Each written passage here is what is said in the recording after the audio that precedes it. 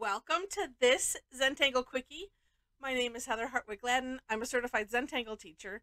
And today we're going to take a look at the Tangle Spud from CZT Debbie New. Oh, this is a fun tangle. We featured this today on my Tangle Time sessions. If you are interested in taking online classes, come join us. It's a free sessions, I should say. They're Thursdays again, 11 a.m., 7 p.m. my time here in Michigan. That's Eastern time. Because we have people from all over, so it could be tomorrow. We have some of those. But anyway, we just explored a tangle or two, and oh, it's so amazing. All right, so this one starts off with an orb in the center of wherever you want it. And I like that Debbie says on her step out to kind of pay attention to the size of your orb. The bigger the orb, the more petals that you can put around it. Now, speaking of petals, which is the next step, you can decide what kind of shape that you want. And Debbie gives some examples. I did put that on my version of the step out as well. We had some on our call today that created completely different, an additional shape from what was on the little list. So it's so fun when you can put your own take on these things. All right. So that next step after you select your shape is we're going to put that shape right on the orb. I'm going to use the seed shape, and that is a curved line going one direction, curved line going the other direction, meeting at both ends, and obviously it looks like a little seed. Now, as you do this, you want to turn your tile, keep turning it as you're going. Sometimes that helps. So if I turn it and then I'm always drawing it the same direction, so like not moving my hand, then it generally turns this so that way it's kind of always out, no matter which way you're looking at it. All right, so yes, it looks like a bug. It looks like Bugs Bunny. It does look like a bunny. But what we're going to do from here is we're going to add an additional shape right up here, just kind of centered and floating up above. And then we're going to aura, not including the orb, but we're going to aura this whole thing. And I'm going to say that this is what is constituting a petal, if you will.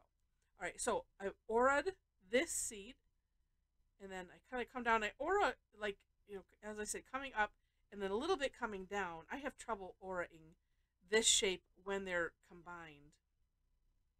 And then I go up, and actually I'm going to do it from this side as well,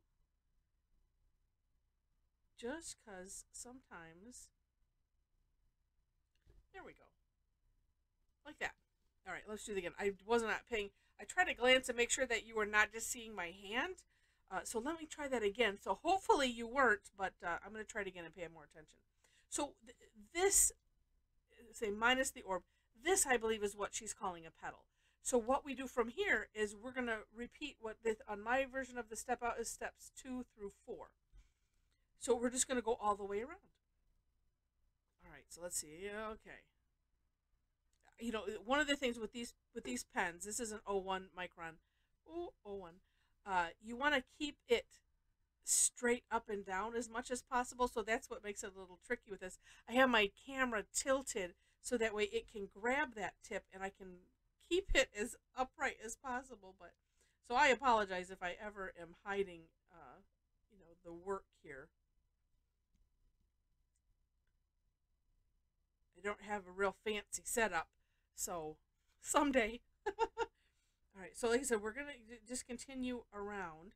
I kind of like to do them as a set, but on our call today, my mom decided she would put all of the seeds out at one time. And I'm like, that's not a bad idea either. And even if you just leave the same distance, actually, that'll probably make it a lot easier. The same distance in between them, you should be good with this auraing. But either way you want to do it,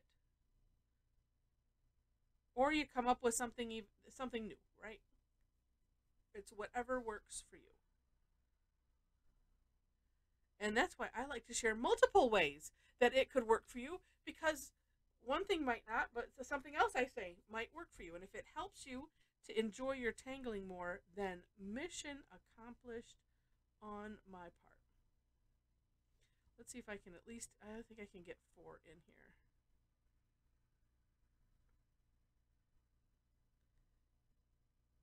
And this is one of those where you just, I don't want to squeeze anything in there, so I think I can just kind of stretch it to make it 4, and it'll be fine. There we go. Whoops. And yeah, that's what I'll do. And then some of it too is just not worrying about it.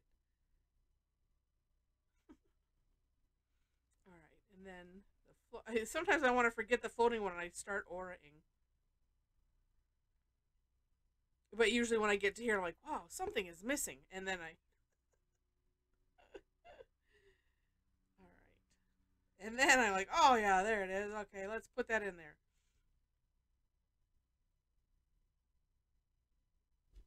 There we go. And you can stop here if you wish. But if you don't wish, you can, we can take it one step further. And you know, actually, I'm gonna have mine hover a little bit. You could, and when I look at Debbie's step out, I know one, she seems to have them tucked right into these little crevices. But I'm just gonna have it float because that's what I feel like doing, honestly. And actually, the one sample that I have from my Tangle time today, I have it tucked in there so I can show you the difference. And just going around, but like I said, that's what's so neat about this, is there's so many ways that it can be customized and you can have fun with it. All right, and then, well, I'm gonna.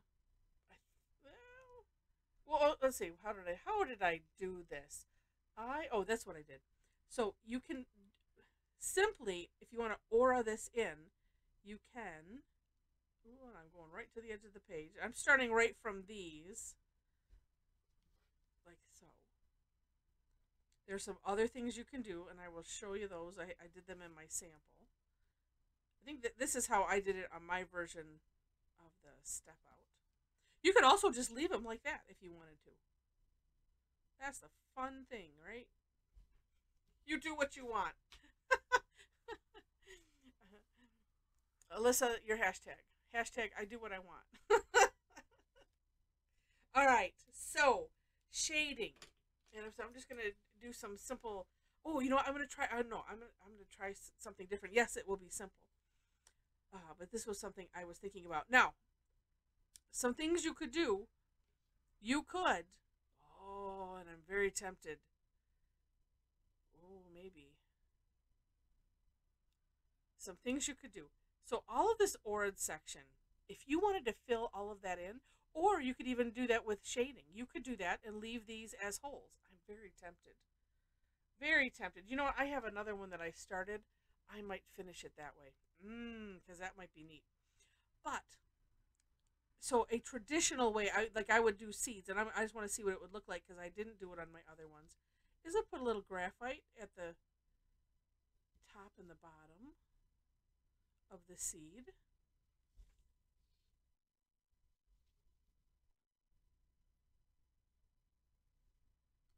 And I'm just putting a little bit because I don't have a lot of room here working on this little 2x2 bijou tile.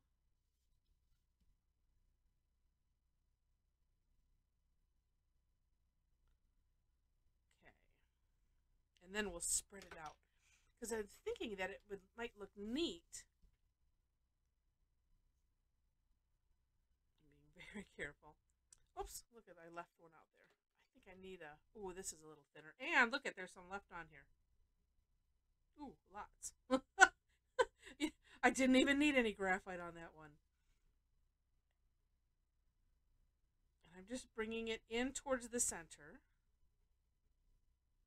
And I'm just doing the one side because well, actually, you know what, I could flip and do both, but that's okay. I'm going to do just the top side right now. And I do this because you want to have the, if you've not watched, if this is the first video that you've watched or the first one that I've explained some of the shading techniques, you want to have the tip of the tortillon on the line, on the graphite, and either where you want it darkest or on the line that you don't want to go over. And that the latter is where I usually focus. But you see how that kind of the tip of this just tucks right in. And if you use it on its side, that's good, because otherwise it mashes the whole thing in. And if like I can preserve, you know, the tip as long as possible, then that makes me really happy. Oh, this looks neat.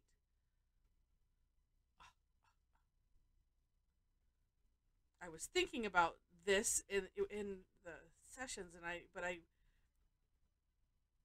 didn't try it. Oh, this is the one. Oh, and yeah, and then we just kind of play touching up where things just need to look a little bit. Oh, see, now that it pops those right out of the background, almost like they're cut, right? How neat is that? I'm going to leave it like that. Except, we'll do the center. Oh, should we? We should fill in the center. Yes, we should. Okay.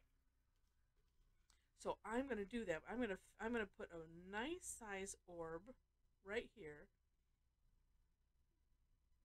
This is a good one because it's big. And I'm putting those two spokes there, and I'm grabbing my graphic one. We're going to fill in around these. And I'm leaving that stripe for now.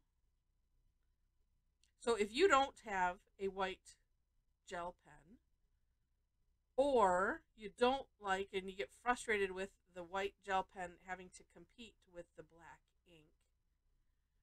Okay, so we'll get most of it. Touch up with this guy. So I leave this here because you want to have that. It's neat to have the little crescent, the little sliver. And what I'm doing is I'm just going very carefully over the edges. You can see. Well, it's hard to see where the tip is, but if you can see, it's almost like I'm scraping away at the white, which I am, because I'm putting black on there. Yes. And so I try to make that kind of come to a tip or a point. Oh, where are my words? There we go. There we go. And then, do I want to have that? I think I might have this a little bit smaller.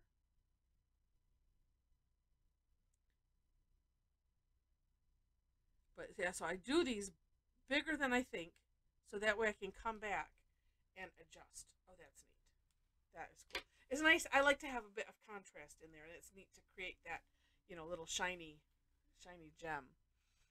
And oh, I did that on my version of the step out too. But yeah, this is a neat way. And then if you want to come back with a white gel pen, you can. So this is like if you're using this on maybe a toned paper. Again, it's just then you're not having to compete with the white gel pen is not having to compete with that black ink. So fun tangle. Hope you enjoyed it. Again, take a look at the for more inspiration link in the description section, so you can look at Debbie's step out as well as her samples on there. I always do my own version of the step out, so that's there as well. In that description section, oh, you know what? Before I mention that, if you enjoyed it, did I say click like? Please click like. And if you liked it enough to see more, I'd love to have you be a subscriber so you can, you know, click that as well. But yeah, in the description section, also ways to connect with me. So I have a link to my website where there you'll find the classes and where to follow me for class postings. I am not good at putting them on my blog yet. So if you're on Facebook, there's a link to my Facebook page. as well as our private Tangle Addicts community page. If you'd like to hang out with us, we can't have too many, crazy tangling friends. Um, so come and join us there.